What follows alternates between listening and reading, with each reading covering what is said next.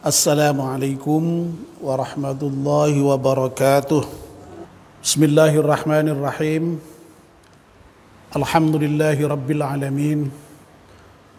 Wassalatu wassalamu ala asyrafil mursalin Sayyidina wa maulana Muhammad wa ala alihi wa sahbihi ajma'in, amma ba'd. Ibu-ibu jamaah pengajian Putri Masjid At-Taqwa yang insyaallah dirahmati dan dimuliakan Allah Subhanahu wa taala. Alhamdulillah, kita panjatkan syukur kepada Allah Subhanahu wa taala yang pada sore hari ini atas limpahan rahmat dan nikmatnya kita semua bisa hadir di masjid untuk melaksanakan aktivitas rutin mingguan kita di setiap hari Jumat sore untuk mengaji bersama. Kita mohon kepada Allah Subhanahu wa taala semoga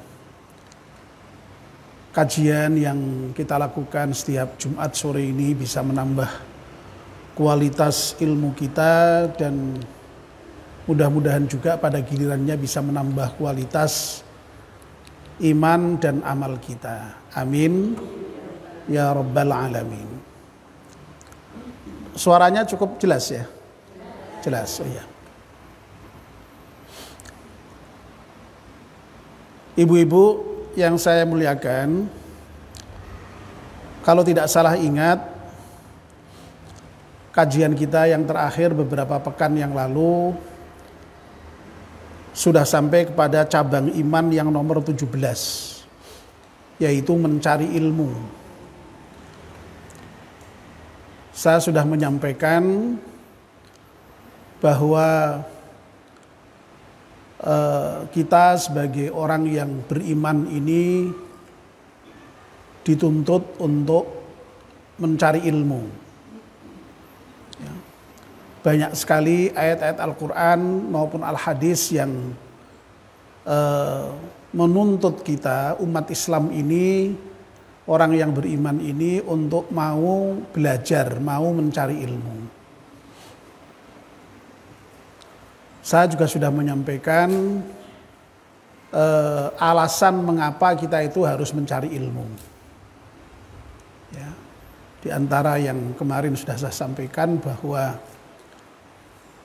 kita itu memang harus mencari ilmu karena untuk bisa beramal itu harus didasarkan kepada ilmu itu. Ya. Saya kemarin menyitir salah satu ungkapan yang menyatakan al-ilmu imamul amal. Ya. Ilmu itu imamnya amal. Kalau kita tidak berilmu, ya tidak mungkin kita bisa beramal. Untuk sholat butuh ilmu, untuk zakat butuh ilmu, untuk puasa butuh ilmu. Nah, kalau tidak pernah mencari ilmu, ya tentu saja tidak mungkin bisa beramal. Nah, itu. Makanya sekali lagi ilmu itu sangat penting ya, dan memang harus dipelajari, harus dicari oleh orang muslim itu, orang beriman itu agar bisa mengamalkan ajaran agamanya itu. Nah, kemarin saya janjikan pada ibu-ibu ya, untuk sore ini kita akan melanjutkannya dengan membahas kalau kita itu wajib mencari ilmu. Pertanyaannya adalah lalu ilmu apa yang harus kita pelajari itu? Ilmu yang mana yang harus kita pelajari itu? Ya, itu akan menjawab itu nanti sore ini ya. Yang merupakan lanjutan dari yang sudah kita sampaikan beberapa pekan yang lalu. Lalu yang kedua yang juga akan kita bahas, mudah-mudahan nanti waktunya masih ada. Nah, kalau sudah punya ilmu lalu diapakan gitu kan. Nah, itu ya. Jadi kalau sudah punya ilmu lalu diapakan ilmu itu. Baik, sekarang kita mulai dengan membahas pertanyaan yang pertama ya, sebagai kelanjutan dari pembahasan yang sudah kita lakukan beberapa pekan yang lalu. Kalau kita wajib mencari ilmu, itu ilmu yang bagaimana yang harus kita pelajari itu. Nah, jawabannya secara singkat ya tentu saja adalah ilmu yang bermanfaat. Ya. Ilmu yang bermanfaat baik itu untuk kepentingan kita di dunia maupun untuk kepentingan kita di akhirat. Ya.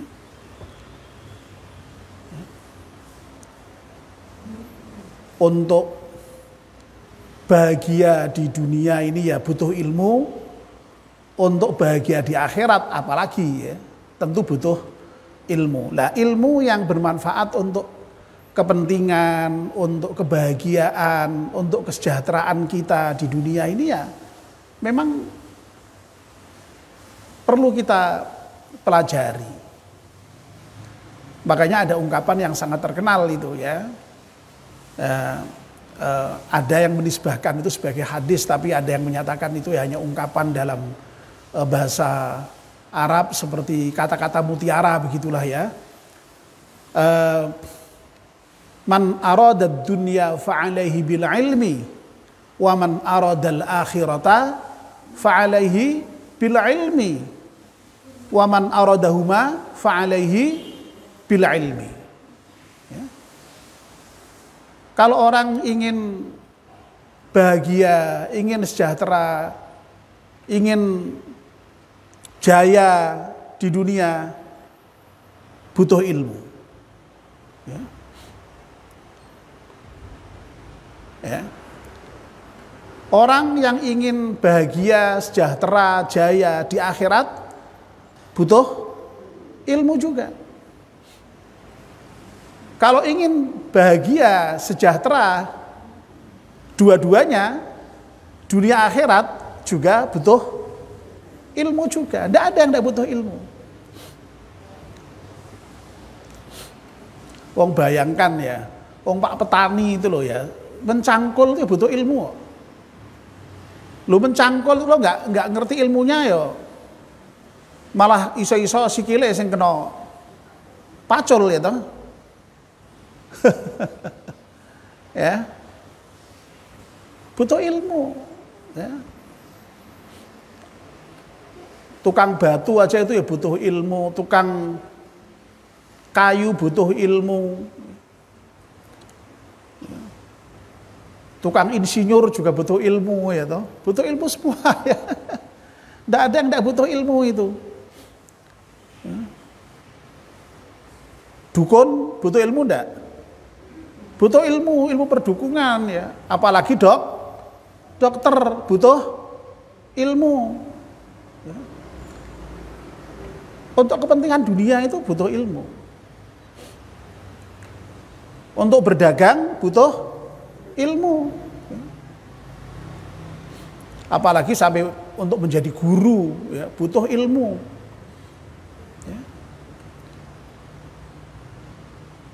Dan seterusnya. Itu untuk kepentingan dunia. Untuk kepentingan akhirat, wow, ya, agar supaya terhindar dari neraka, agar supaya masuk surga, orang harus menjalankan perintah, menjauhi larangan. Itu semua butuh ilmu. Tidak bisa tidak. Ya. Jadi intinya ya semua hal yang bermanfaat bagi kehidupan dunia kita dan juga kehidupan akhirat kita itu perlu dipelajari, perlu ya. Nah, cuma persoalannya ibu-ibu yang perlu kita ketahui ya.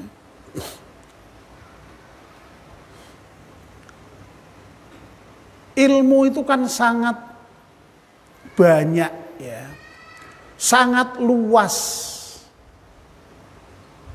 ya. Sementara yang namanya umur kita itu terbatas. Ya, sekali lagi ya, ilmu itu sangat luas, sementara umur kita terbatas. Lalu pertanyaannya, mungkin tidak itu, lalu dengan umur yang terbatas itu kita kuasai semua ilmu, mungkin tidak itu? Mungkin tidak? Tidak mungkin. Wong ilmu itu tidak terbatas kok. Sementara umur terbatas. Apalagi kalau sampai mau menjadi ahli semua, ya bagaimana? Tidak mungkin kan. Orang kuliah paling ya hanya dalam satu bidang ilmuwan. Ya. Paling banter yang double loro. Ora cukup loro ya paling banter meneh ya telu, wis double telu ki wis pusing wisan, wis ora duwe wektu istirahat. Apa meneh kok nganti sampai 4, 5. Lu padahal yang namanya cabang ilmu itu ratusan bahkan ribuan, sehingga memang tidak mungkin itu untuk bisa kemudian lalu kita kuasai semua. Nah, kalau yang namanya ilmu itu luas sementara umur kita terbatas, ya, sebagaimana dinyatakan oleh, ya, sering dinisbahkan kepada Salman Al-Farisi itu, ya, salah seorang sahabat Nabi, ya, yang sangat dikenal di dalam sejarah Islam ketika dalam salah satu peperangan itu Salman inilah yang mendesain parit sebagai pertahanan umat Islam itu, ya. Ibu-ibu pernah dengar pasti itu, ya, salah satu perang Khandaq kalau tidak salah, ya. Nah, itu di antara ucapan Salman yang dikenang sampai dengan sekarang ini itu adalah al-ilmu katsir wal umru qasir. Ya, artinya tadi itu, ilmu itu banyak, tidak terbatas, sementara yang namanya umur kita itu sedikit, ya, pendek, terbatas, sehingga tidak mungkin, ya, dengan umur yang sangat terbatas itu lalu kemudian kita bisa mempelajari semua ilmu, menguasai semua ilmu, itu tidak mungkin.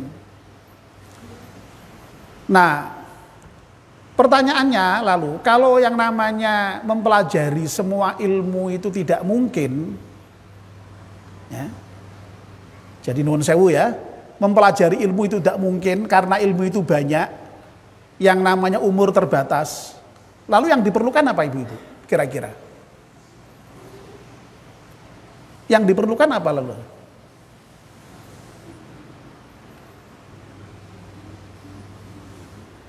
Ilmu banyak, umur terbatas. Tidak mungkin kita itu bisa mempelajari semua ilmu. Lalu yang diperlukan apa berarti?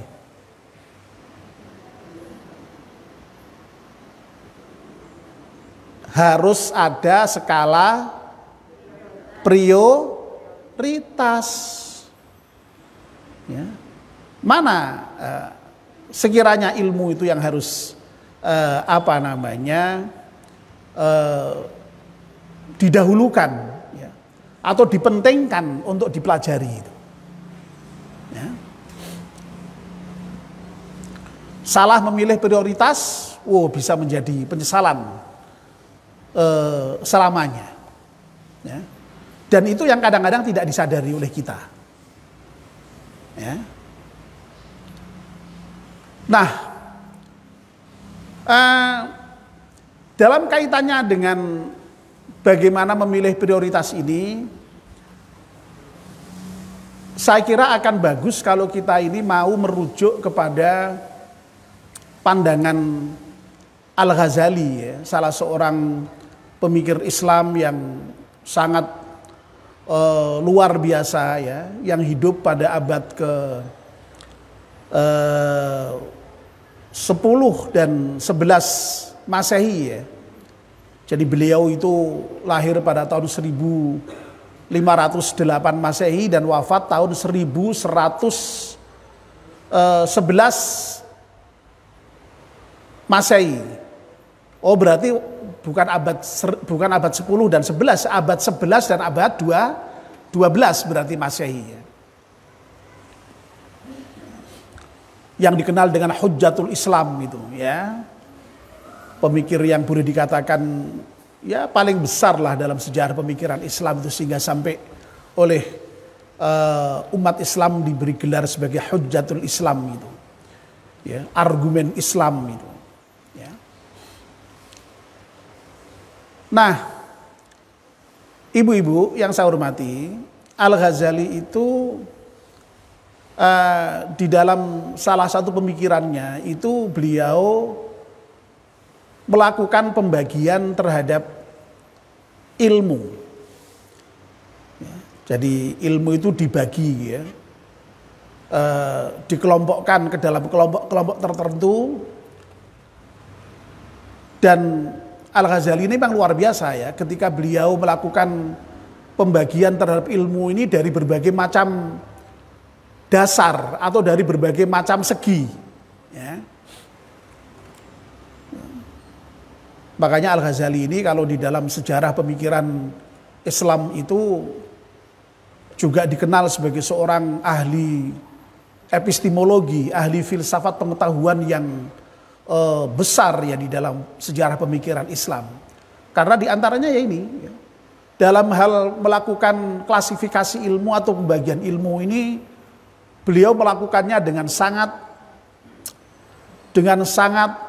apa namanya ya, variatif ya, dengan berbagai model, dengan dasar yang berbeda-beda. Ya sekedar tahu saja, tapi nanti fokusnya akan saya berikan fokus, tapi sekedar tahu saja ya. Jadi misalnya Al-Ghazali itu membagi ilmu dari segi dari mana ilmu itu didapat, ya, atau dari segi sumbernya. Ya, Al-Ghazali lalu bagi ilmu itu ada ilmu yang sifatnya nakliyah, ada ilmu yang sifatnya akliyah. Nakliyah itu yang dinukil, dipindah dari dalil-dalil itu. Itulah ilmu agama. Ya. Tapi ada ilmu yang akliyah, yang sumbernya itu dari akal. Ya, tidak dari dalil, ya, tapi dari akal. Yaitulah filsafat dan ilmu pengetahuan itu. Ya. Jadi ilmu biologi, ilmunya Bugiono itu ya ilmu akliyah itu, ilmu yang dihasilkan oleh aktivitas rasional manusia, penelitian-penelitian rasional manusia. Ya.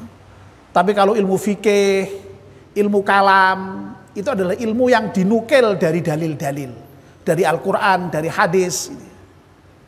Ya. Bisa ya Bu ya membedakan ya. Nah, tapi kalau matematika, filsafat, biologi, ya, antropologi, Bu Eli itu ya, itu semua ilmu yang rasional itu, ilmu yang didapat dari rasio manusia. Itu pembagian ilmu dari segi apa tadi? Dari segi sumbernya atau dari mana asalnya. Ya.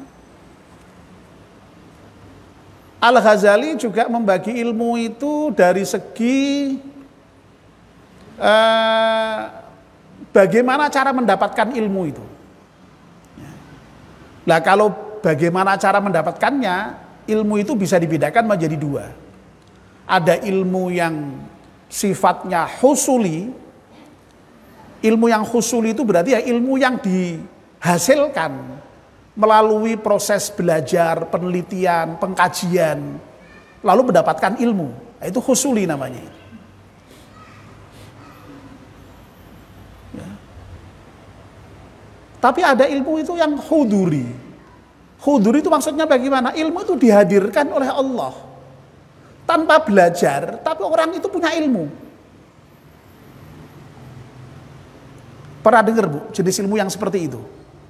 Ada orang tidak harus dengan melakukan pengkajian, melakukan penelitian, tapi dapat ilmu. Itulah yang disebut dengan ilmu huduri. Ya. Mungkin ibu-ibu kalau ilmu huduri belum pernah dengar. Tapi kalau saya sebut istilah lain mungkin ibu pernah dengar itu. Ilmu laduni, pernah dengar? Pernah ya, ilmu laduni itu ya. Nah, ilmu laduni itu orang mendapatkan ilmu tapi tanpa belajar, itu ilmu laduni itu. Nah, itu ada ilmu yang seperti itu. Ya. Yang dihadirkan oleh Allah begitu saja. Ya. Tapi biasanya ilmu laduni itu ya dengan model pendekatan riyadhah biasanya ya, ada upaya-upaya kita di dalam mensucikan diri, lalu begitu diri kita ini suci ya, sudah terbebaskan dari akhlak-akhlak yang tercela begitu ya, kita sudah dekat dengan Allah, lalu Allah membuka tabir itu, membuka hijab itu, sehingga kita lalu ya, maka orang lalu kemudian barangkali ibu juga pernah dengar istilah kasyaf gitu ya, atau mukasyafah itu ya, terbuka tabir itu ya. Jadi yang semula tertutup dibukakan oleh Allah sehingga terlihat begitu saja. Ya. Jadi sudah berapa tadi ya? Ada ilmu nakliyah, ada ilmu akliyah, ada ilmu husuli, ada ilmu huduri. Ya. Apalagi misalnya. Ada juga yang berbasis baik dan buruknya. Makanya Al-Ghazali lalu membagi ilmu itu ada yang ilmu yang mahmudah, ilmu yang terpuji, dan ada ilmu yang ghairu mahmudah, ilmu yang tidak terpuji, ilmu yang tercela.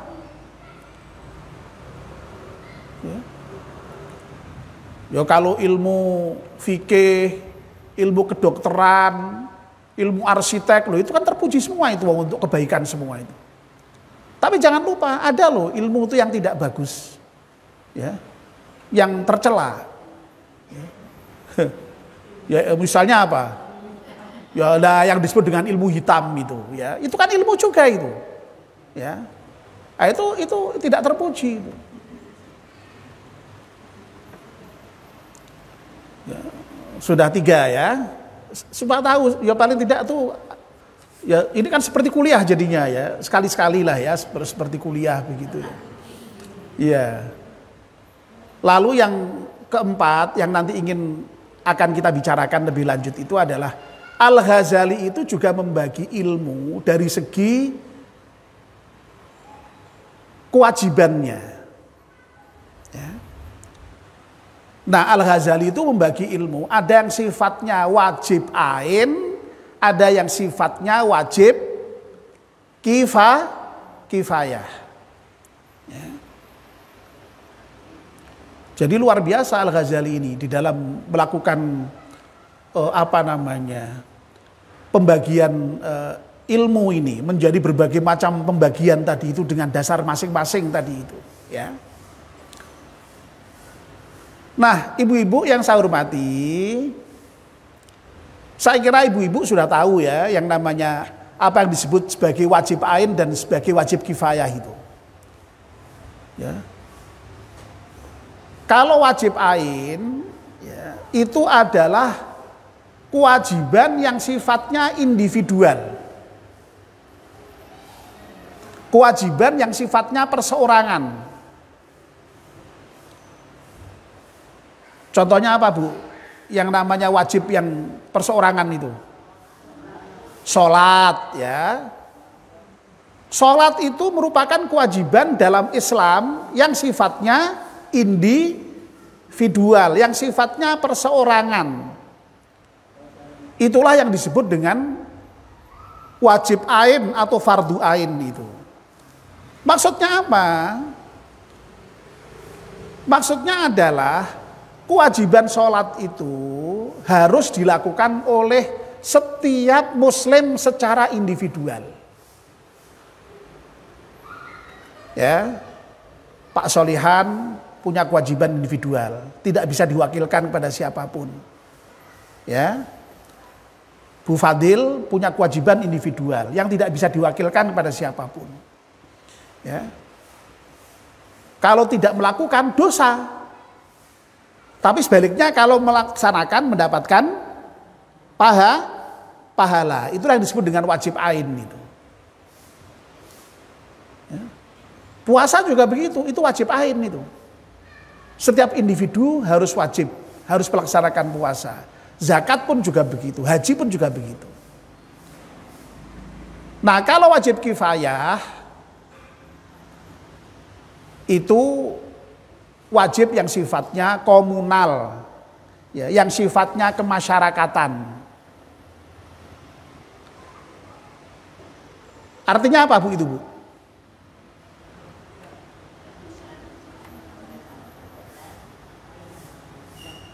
Artinya kalau kewajiban itu sudah ada yang melaksanakan satu orang saja, maka kewajiban yang lain sudah gugur. Ya. Contohnya apa Bu itu Bu? Iya, mengurus jenazah itu, ya, dari memandikan jenazah, ya, lalu mensolatkan, mengkafani, mengkuburkan, itu wajib kifayah itu. Ya, kalau ada orang Islam wafat, ya, kok sampai tidak ada yang mengurus jenazahnya, tidak ada yang memandikan, tidak ada yang mensolatkan, tidak ada yang mengkafankan, ya, menguburkan, itu semua umat Islam dosa itu. Ya. Orang RW 3 dosa, orang sak ngalian dosa, orang sak kecamatan ngalian dosa, orang ya dosa semua itu. Tapi begitu ada satu saja yang memandikan, ya, Bunda Salim kok mau mandikan, ini kewajibannya Pak Solihan, kewajibannya Bu Fadil, kewajibannya Bu Eli gugur itu saya.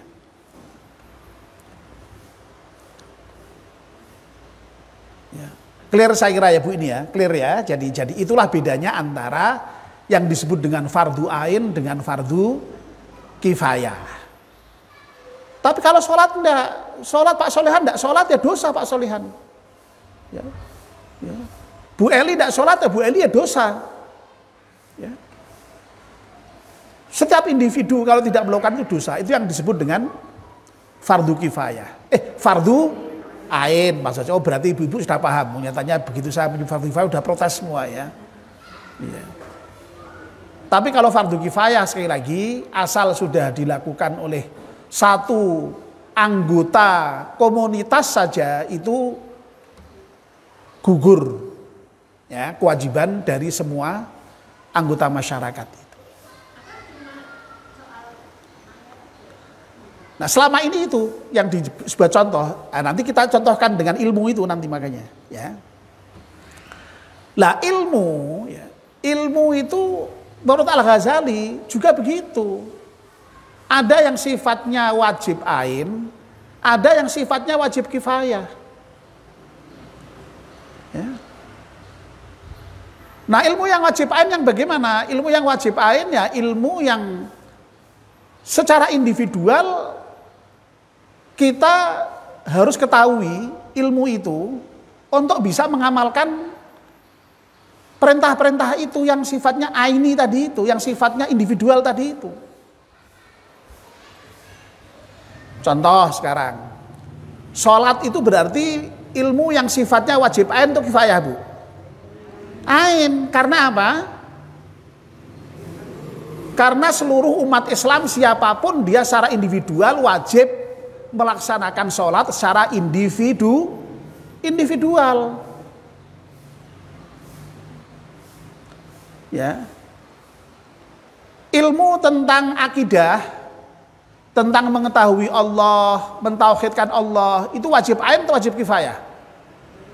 Wajib ain, karena semua umat Islam secara individual dia harus berakidah secara benar. Ilmu akhlak itu wajib ain atau wajib kifayah?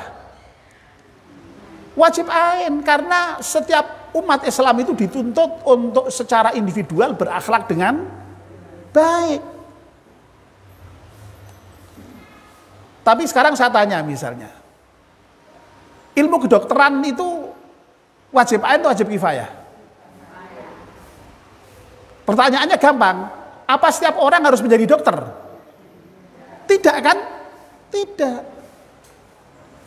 Nah berarti menjadi dokter itu merupakan wajib kifayah. Untuk menjadi ahli biologi itu semua orang apa sebagian orang saja? Sebagian saja. Tetap wajib, harus ada yang ahli biologi juga harus ada.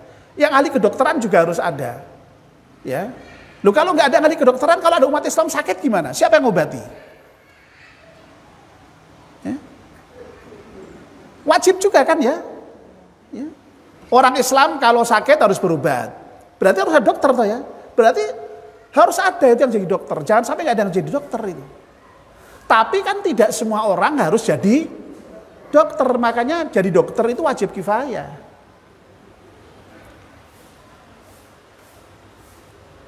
Ya. Kira-kira sudah bisa dipahami Bu ya. Ini agak semi kuliah memang ini karena harus menjelaskan apa konsep-konsep ini supaya difahami dengan baik. Ya. Coba saya ulangi lagi ya, saya ulangi lagi. Kalau ilmu untuk sholat wajib apa? Wajib ain. Karena apa? Karena saben orang Islam secara individual wajib sholat. Kalau nggak ngerti ilmunya sholat tidak bisa sholat. Kalau nggak bisa sholat dia dosa. Tapi kalau jadi dokter wajib ain atau wajib kifayah? Kifayah karena tidak semua orang Islam harus jadi, tapi harus ada yang jadi dokter. Makanya tetap wajib. Ya. Nah saya kira dengan begini lalu kita sudah tahu persis ya sebenarnya yang harus diprioritaskan apa Bu? Yang harus diprioritaskan untuk setiap individu itu apa? Yang ain apa yang kifayah? Yang wajib ain. Ya, yang wajib ain. Ya. Itulah makanya para ulama ya misalnya yang bisa saya sebut yang sangat terkenal itu Ibnu Ruslan misalnya ya. Di dalam kitabnya Pak Ibnu Zubat itu beliau menyatakan begini,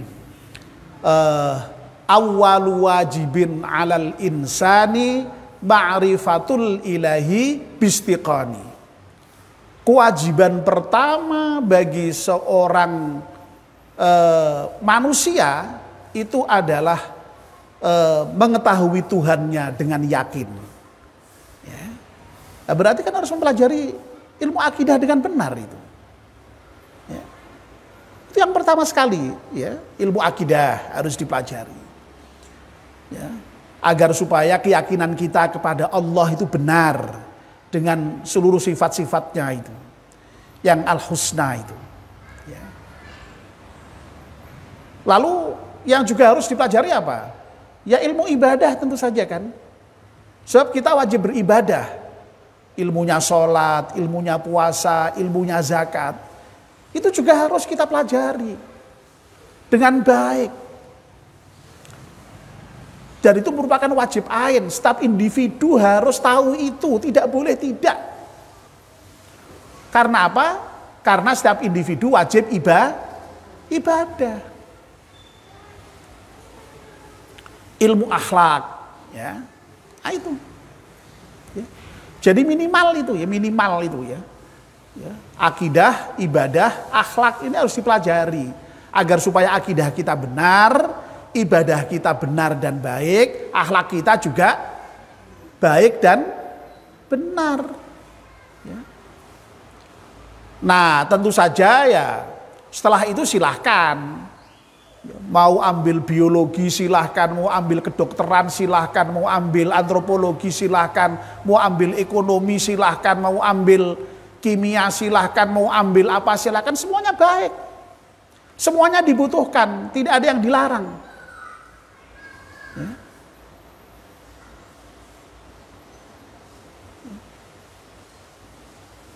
Jadi sebenarnya Al-Ghazali begitu konsepnya itu. Ya. Tapi gara-gara membuat pembagian ilmu menjadi ilmu wajib ain, wajib kifayah ini, Al-Ghazali itu sering dituduh sebagai orang yang paling bertanggung jawab terhadap kemunduran umat Islam karenanya ya. Nah itu kan kalau Al-Ghazali melarang, Al-Ghazali tidak melarang kok. Al-Ghazali masih mewajibkan sebenarnya kok. Cuma wajibnya wajib kifayah, tidak harus semua orang itu melakukan itu. Ya. Tapi yang ain wajib, harus. Nah kalau sekarang ini kan Masya Allah ya, fenomena yang terjadi kan tidak menggambarkan itu kan. Ya. Coba sekarang ini kalau kita perhatikan tuh betapa banyak orang yang dalam ilmu yang sifatnya fardu kifayah itu menguasai luar biasa. Tapi untuk ilmu fardu ainnya, maaf ya, sholat dengan benar aja belum tentu bisa. Baca Quran belum tentu bisa. Loh ini kan berarti apa? Cukup tidak dia melakukan tadi prioritas di dalam pencarian ilmu tadi Bu, kira-kira Bu?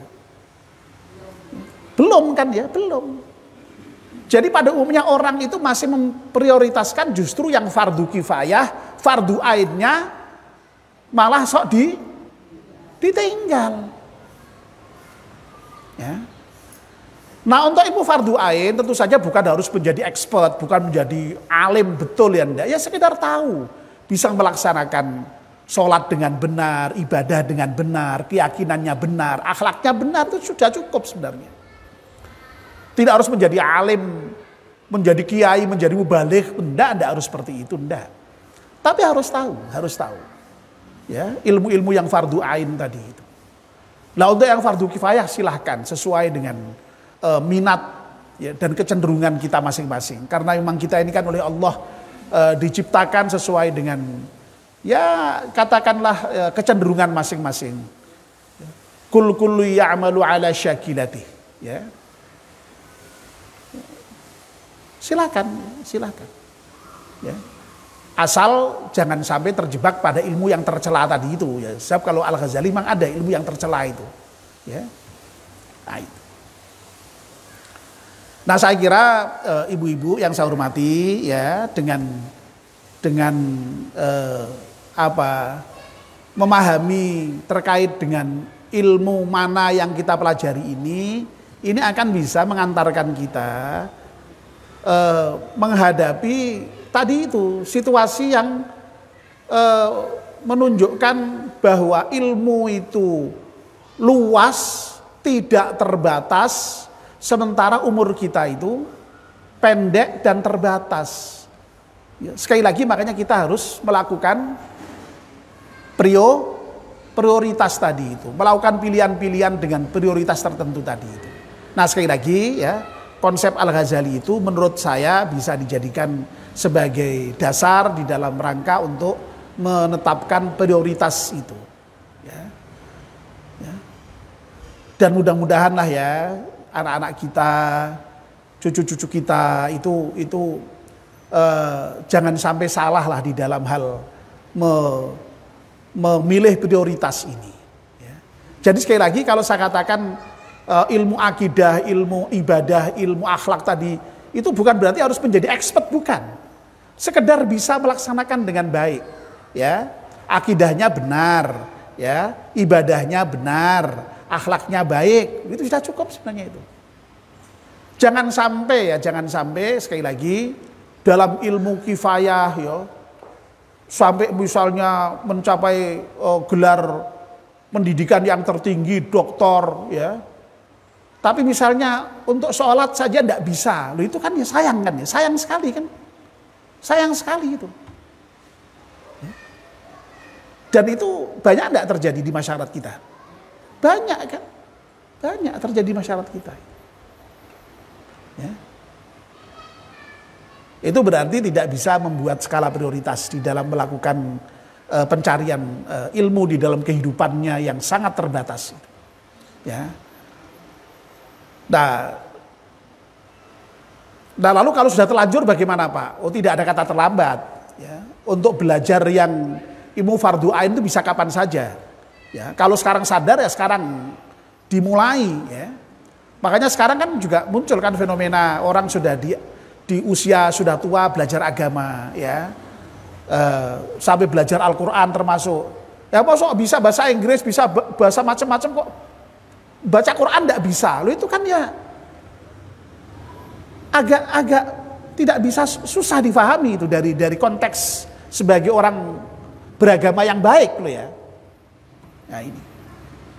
Makanya tidak ada kata terlambat. Wong kalau kita mau ya sekedar untuk bisa ibadah dengan baik, sekedar untuk bisa berakidah dengan baik, sekedar bisa baca Quran itu saya kira tidak butuh waktu yang panjang. Ya, asal mau. Wong nyatanya anak kita tuh belajar Al-Quran ya hanya berapa bulan ya bisa dan lancar ya. Apalagi sekarang dengan ditemukan metode-metode dari mulai yang 8 jam, 6 jam, 4 jam ya. Itu sekarang belajar Quran menjadi sangat mudah dan cepat. Nah persoalannya kan lagi-lagi mau dan tidak mau, itu persoalannya ya. Nah wis kadung pancen yo angel pancen yo. Dan kalau lidah itu sudah terlanjur tua itu memang ya angele ra karuan dah kemudian menjadi males itu ya jadi ya. Kok wis dicoba berkali-kali kok tetap salah terus ya. Apa meneh nek wis disimak wong akeh kok rumah saya nek seneng omah ki wis genah kok nak disimak kok udah disalah kabeh. Ndak usah ragu Ibu, ndak usah takut ya. Kalau belajar itu ya Nabi itu mengatakan orang yang baca Quran dengan susah itu pahalanya malah 2. Asal masih mau belajar loh ya. Karena mendapatkan pahala membacanya dan mendapatkan pahala susahnya itu. Loh susah kok bisa gelem, itu kan berarti kan ya dapat pahala tersendiri itu ya. Jadi makanya saya tuh ya Allah kagum kalau ada ibu-ibu yang sudah sepuh masih mau belajar Al-Quran ya. Ya meskipun toh ya sering dikoreksi temannya, tidak apa-apa Bu. Itu malah menunjukkan ibu dapat pahala 2 itu Bu ya. Dapat pahala 2 itu. Jangan kecil hati itu Bu ya. Jangan kecil hati ya. Oke. Jadi tidak ada kata terlambat ya, tidak ada kata terlambat. Kalau merasa kurang memang ya apa namanya? Ya sekarang ini yang harus mulai dikoreksi ya. Ada prioritas. Ya. Diingat-ingat ya Bu ya. Jadi al-ilmu katsir wal umru qasir ya. Ilmu itu luas, banyak, tidak terbatas, sementara umur kita ini pendek dan terbatas. Oleh karena itu harus ada skala prioritas di dalam melakukan pencarian ilmu ini.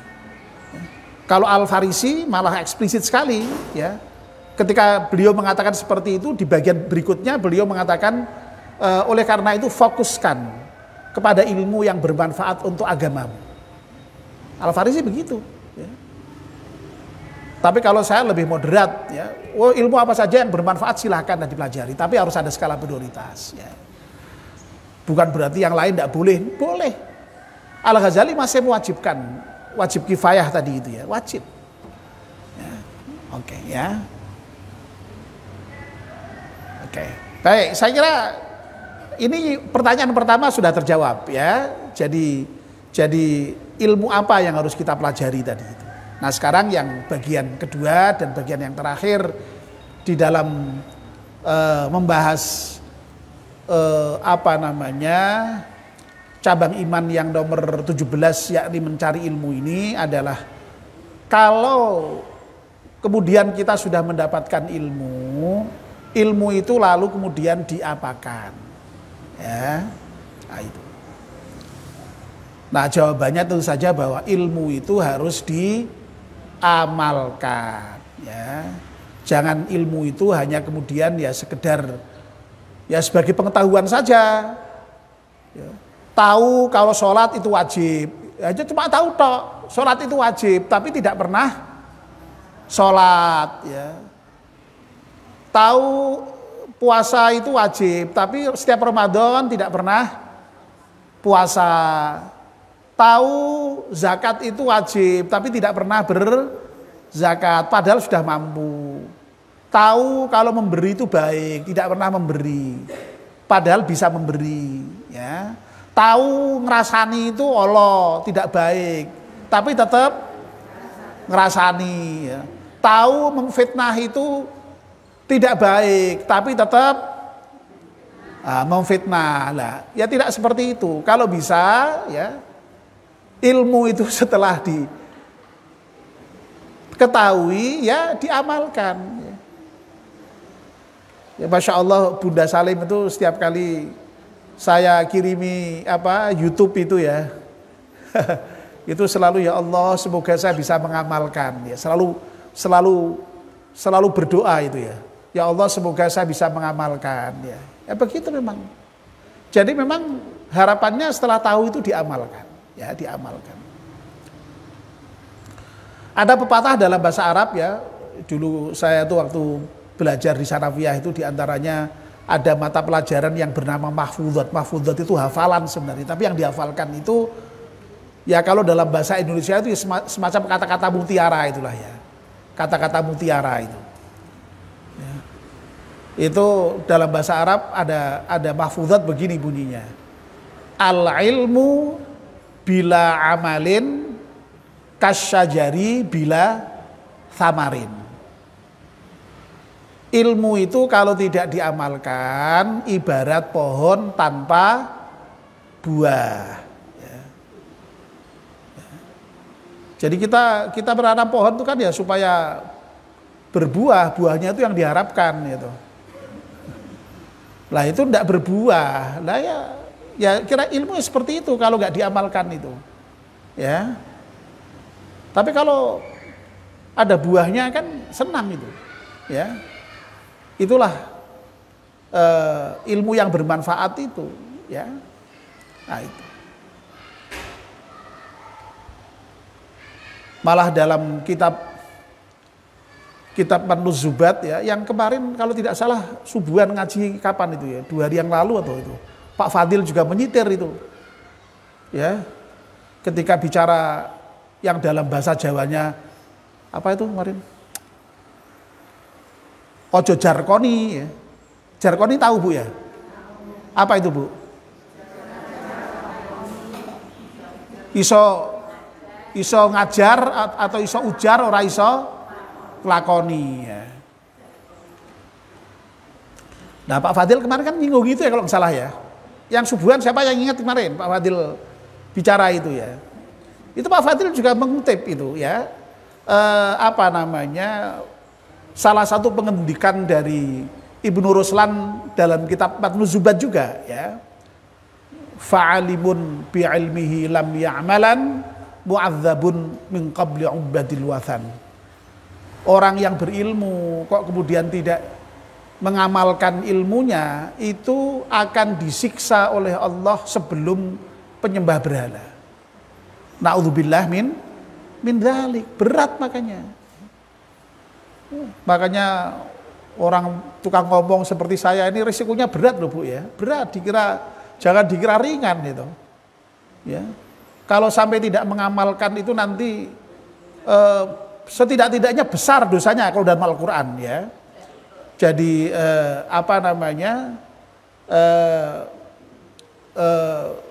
apa itu ayatnya itu yang ada yang ingat itu? Alah, kadang-kadang blank ya, kadang-kadang blank. Tapi ya sejalan dengan tadi itu, sejalan dengan pangandikannya Ibnu Ruslan tadi itu. Fa'alimun bi'ilmihi lam ya'malan mu'adzabun min qabli ubbatil wathan. Ya. Makanya jangan sampai jadi jarkoni tadi itu, iso ujar iso nglakoni tadi itu. Ya. Nah, itulah sebabnya maka seorang yang berilmu ya itu kita ulangi lagi ya, memang betul kalau dia sampai tidak mengamalkan tadi itu bisa disiksa tadi itu, tetapi dengan berilmu sekali lagi dia punya peluang untuk beramal. Sebab kalau tanpa ilmu tidak mungkin bisa beramal. Ya. Dan kalau dia punya ilmu dan beramal, itulah yang oleh Allah dimudahkan jalannya menuju surga itu. Makanya sekali lagi orang yang ke majelis taklim itu oleh Allah diberi pujian yang sangat luar biasa melalui Nabi, ya, akan dimudahkan jalannya menuju surga itu. Ya. Itu yang sudah kita sampaikan di awal pembahasan kemarin. Nah, ini saya ingatkan kembali. Jangan kemudian lalu yang terakhir ini yang dipegangi nanti takut ya. Oh, malah berilmu rak diamalke malah disiksa ya. Jangan itunya ya. Yang kita pegangi adalah dengan mengaji kita dapat ilmu, dan dengan dapat ilmu kita ada kemungkinan bisa mengamalkan dengan baik. Kalau kita beramal dengan baik, kita akan dimudahkan menuju surga itu. Makanya Nabi menyatakan man salaka tariqan yaltamisu fihi ilman sahalallahu bihi tariqan ilal jannah. Barang siapa yang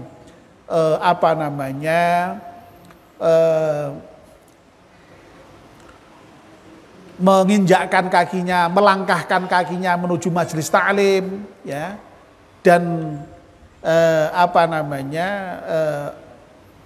karena itulah, ya, karena sebab dia melangkahkan kaki ke majelis taklim itu, maka Allah akan memudahkan jalan orang itu menuju surga. Ya. Itu. Ya. Apalagi kalau sampai kemudian orang yang berilmu itu mampu menularkan ilmunya, menyebarkan ilmunya, wah itu pahalanya juga sangat besar ya. Jadi makanya memang ya di mana-mana itu kalau peluang untuk mendapatkan untung besar ya risikonya juga besar kan begitu memang ya.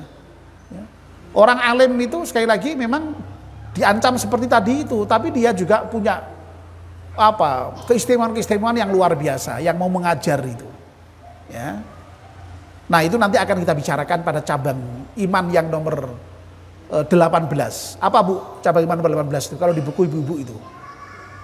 Menyebarkan ilmu. Ya, menyebarkan ilmu. Insya Allah nanti mudah-mudahan kita akan bertemu di pertemuan yang akan datang. Ya. Betul Bu Sartono? Apa Bu? Menyebarkan ilmu. Ya. Yang punya buku silakan dibaca. Ya. Ya, Mukhtasar Syu'abul Iman ya, sebagai pegangan ibu-ibu itu. Baik, saya kira ibu-ibu ya, pengajian kita sore ini sampai di sini ya. Saya kira sudah tuntas kita bahas cabang iman yang nomor 17 yaitu mencari ilmu. Ya, nah, harapan kita mudah-mudahan kita ini oleh Allah Subhanahu wa taala dalam cabang iman yang nomor 17 ini kita dianggap oleh Allah memenuhi cabang yang nomor ini. Ya. Nah, nanti kita bikin list Bu ya. Cabang iman yang 79 itu kita bikin list itu. Oh cabang iman yang nomor 1 beriman kepada Allah, centang, oke. Cabang iman yang nomor 2 beriman kepada malaikat, oke, centang. Cabang iman yang nomor 3 beriman kepada kitab, centang, oke. Ya, terus begitu. Ya, sampai cabang iman nomor 17 mencari ilmu. Oh, alhamdulillah wong aku saben Jumat sore ning masjid mudah-mudahan katut ya. Centang ya. Saben subuh mendengarkan ceramah di masjid, centang ya, alhamdulillah ya. Ya, begitu nanti ya. Nah mudah-mudahan nanti 79 itu dicentang semua Bu. Nah berarti mudah-mudahan dengan begitu iman kita menjadi sempurna. Tapi saya kurang, waduh, iki ketok ya kok rodok kurang, diperbaiki, ya begitu. Ya, begitu. Nanti di list ya, yang sudah dipelajari itu di list. Begitu. Baik Bu ya, saya kira sampai di sini dan mari kalau tadi untuk doa pembuka sudah dipimpin oleh Bu Ros Darmaji ya. Saya tuh kadang-kadang sok keliru Pak Bukus Darmaji, tapi Ros ya Bu ya. Bu Ros Darmaji. Nah mari untuk doa penutup majelis kita bersama-sama ya. A'udzubillahi minasyaitonirrajim. Bismillahirrahmanirrahim. Wal 'asri innal insana lafi khusrin illal ladzina amanu wa 'amilus solihati wa tawassaw bil haqqi wa tawassaw bis sabr. Subhanakallahumma wa bihamdika asyhadu an la ilaha illa anta astaghfiruka wa atubu ilaik. Kurang lebih yang maaf. Wassalamualaikum warahmatullahi wabarakatuh.